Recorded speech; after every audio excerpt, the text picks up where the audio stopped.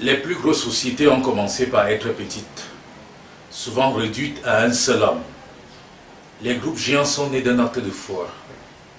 Nous tenons cela de Sterling Glabdé.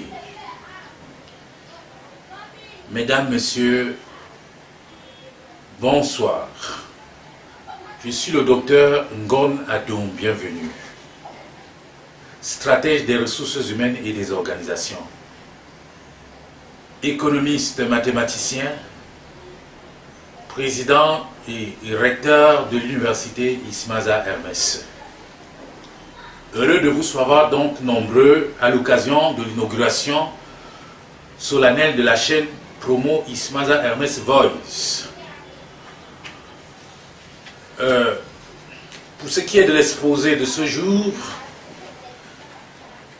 nous allons dans un premier temps procéder à la présentation, d'abord au justificatif du nom que nous avons choisi pour la chaîne, c'est-à-dire Promo Ismaza Hermès Voice. Mais je vais insister sur le nom Hermès. D'où vient Hermès? Hermès est le fils de Zeus. Zeus qui est le dieu du soleil. Hermès est un avatar, donc une réincarnation d'un dieu, fils de Zeus et dieu de l'intelligence, et le frère d'Apollon dans la mythologie grecque.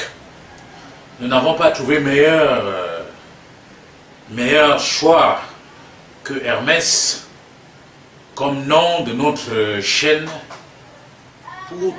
pour traduire, pour mieux présenter l'idée, l'idéal, les intentions et les objectifs que nous avons dans le cadre de cette chaîne, qui sont de contribuer à la promotion de la culture et au progrès socio-économique, matériel et culturel des membres du groupe Promo Ismaza Hermès, le limon social communautaire universel dont nous avons déjà jeté les bases. Donc, le choix de Hermès n'est pas un choix qui relève du hasard. C'est un choix qui relève d'une profonde introspection. Et c'est ce qui a justifié, n'est-ce pas, nos recours à cette légende de Hermès comme le nom de notre chaîne, la chaîne Promo Ismaza Hermès Voice. Maintenant, après ce justificatif du choix du nom, nous allons présenter en deuxième position le rôle que va jouer la chaîne Hermès dans le cadre de notre groupe, notre limon social communautaire universel, qui est Promo Ismaza, Promo Université Ismaza Hermès. En fait, Promo Ismaza Hermès Vosges est un auditorium populaire pour l'éducation des masses, un instrument de communication au service du limon social communautaire universel dont nous avons déjà jeté les bases. Le groupe Promo Ismaza Hermès, comme vous le savez, est un groupe qui est administré par une université, une académie, qui est l'université Ismaza Hermès, et son administrateur et son promoteur. Donc, on peut dire que la chaîne Promo Ismaza Hermès Voice sera au service du groupe Promo Ismaza Hermès. Ce sera son instrument de communication, parce que nous allons communiquer intensément avec le groupe compte tenu des objectifs et des finalités que nous voulons atteindre dans ce groupe, qui consiste à la lutte contre la pauvreté, c'est-à-dire le mécénat humanitaire, à la lutte contre la pauvreté socio-économique, matérielle et culturelle. Cette chaîne sera donc un instrument de communication entre les membres du groupe, et nous irons d'ailleurs au-delà du groupe pour communiquer avec les amis et tous ceux qui vont s'intéresser à notre débat, parce que Ismaza Hermès, le groupe Promo Ismaza Hermès et l'université Ismaza Hermès, c'est un groupe cosmopolite qui est composé des ressortissants de toutes les régions du monde, de toutes les nationalités, donc qui regorge de la ressource humaine.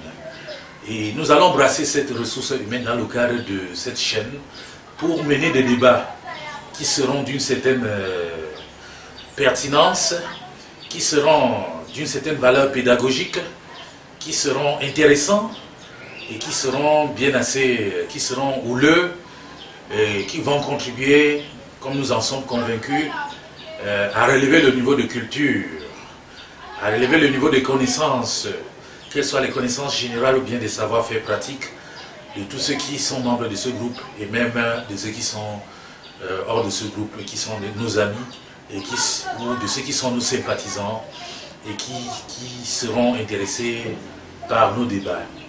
Donc, voilà le rôle que cette chaîne va jouer. Ayant donc précisé ce rôle, il est maintenant question dans le cadre de cette intervention, de préciser les domaines d'investigation sur lesquels vont se focaliser nos débats. Et le premier domaine d'investigation, ce sera la formation et éducation. Pourquoi la formation et éducation? Parce que d'abord, l'une de nos finalités dans le cadre de notre groupe Promo Université Ismaza est d'éduquer les masses, de former les masses, d'apporter une formation complémentaire. Surtout que ce groupe comporte non seulement beaucoup d'étudiants, mais beaucoup de personnes qui ont encore besoin des connaissances supplémentaires pour qu'ils s'arriment aux nouvelles valeurs de la société et aux débats qui marquent aujourd'hui notre temps. Donc, dans le cadre de la formation et éducation, il sera question non seulement de donner des formations complémentaires gratuites aux membres de notre groupe, mais aussi et surtout de parler, puisque nous avons une académie qui administre ce groupe, il faudra mettre à la connaissance du public nos objectifs de formation, nos programmes de formation, les finalités que visent ces formations, le public ciblé par les formations et les conditions d'accès à nos formations. Il faudra apporter un éclairage tout à fait complet au public qui voudrait savoir quelles sont les offres de formation et de filières qui sont présentées par l'université Ismaza Hermès. il faudra donc informer le public sur nos activités, sur le plan académique, sur le plan technique, et même sur le plan de notre mécénat humanitaire, qui constitue un pan très important de nos activités. C'est-à-dire qui constitue un pan, pas d'une moindre importance, mais d'une importance majeure, parce que dans le cadre du groupe Promo Ismaza Hermès, qui est un immense social communautaire, comme dans le cadre de l'académie qui l'administre, qui est une institution d'utilité publique à vocation humanitaire, nous allons mener un mécénat humanitaire qui consistera, n'est-ce pas, non seulement à venir au secours de personnes en situation précaire, c'est-à-dire les handicapés et les personnes dans une pauvreté absolue, mais aussi de secourir les couches sociales, les corps de métier paupérisés par les crises économiques itératives qui ont pris naissance, qui ont été promulguées, annoncées dans les discours depuis l'an 1986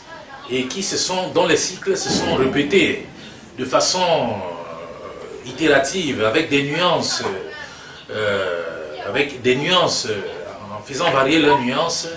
Et ces crises prennent naissance dans les économies développées et qui se propagent à travers le monde, et leurs ondes de choc atteignent les pays du tiers-monde avec une acuité particulière, avec des conséquences qui sont vraiment très préjudiciables pour ces économies du tiers-monde.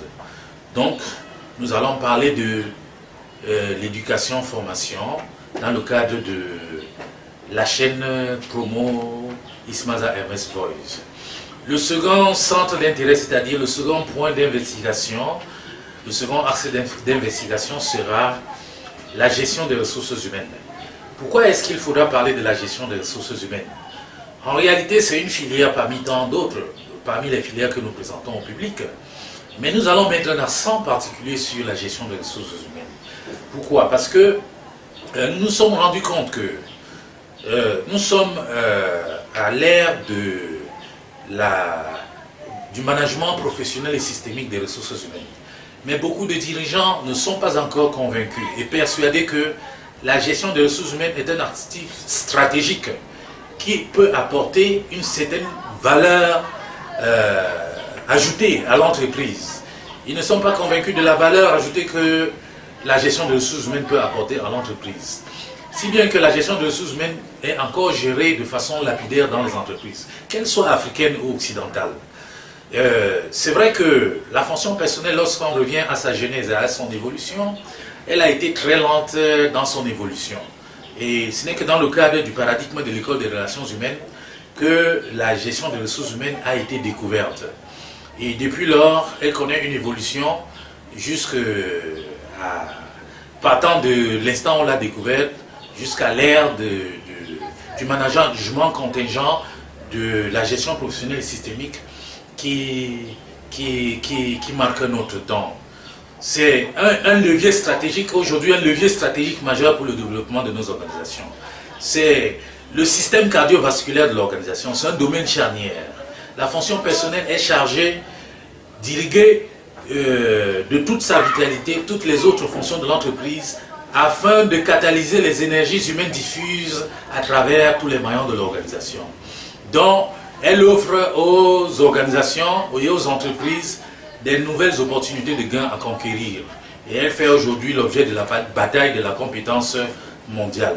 C'est bien que les dirigeants qui en sont déjà alertés ont compris qu'il faut autonomiser cette fonction, ne plus en faire une fonction subordonnée à la fonction financière par exemple.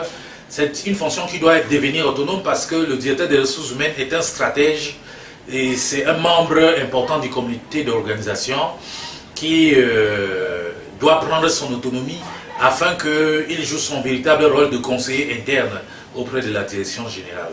Donc, nous allons longuement parler de la gestion des ressources humaines comme un levier stratégique majeur pour le développement de l'organisation, ce qui en fait une fonction omniprésente. Et nous sommes à l'ère de la relativité systémique des organisations. qui fait dire à 20 of l'heure que nous sommes à l'aube de la troisième révolution industrielle. Cette révolution est managériale. Elle se situe sur le management des hommes. Et la différence va s'établir entre les organisations performantes et celles qui ne le sont pas sur le plan du management des hommes.